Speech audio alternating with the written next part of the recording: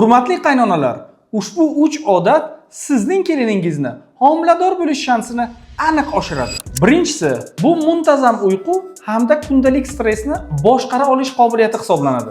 Uxlayapman men, yo'qol! Agarda yosh kelinlar shu ikki narsaga e'tibor beradigan bo'lsa, ularning organizmidagi kortizol, ya'ni stress gormoni miqdori pasayadi, jinsiy gormonlarning miqdori esa aksincha yuksaladi va ushbu ayollarda homilador bo'lish shansi albatta oshadi. Ikkinchisi, muvozanatli ovqatlanish bo'lib, kundalik ratsion tarkibida yog'lar, oqsillar hamda uglevodlar miqdori muvozanatda bo'lishi kerak.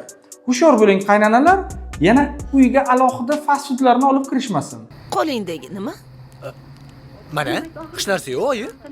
Va nihoyat uchinchisi, bu kundalik jismoniy tarbiyani, ya'ni jismoniy faollikni oshirish hisoblanadi. Ushbu videoni yosh kelini bor qaynonalarga albatta jo'natib qo'ying.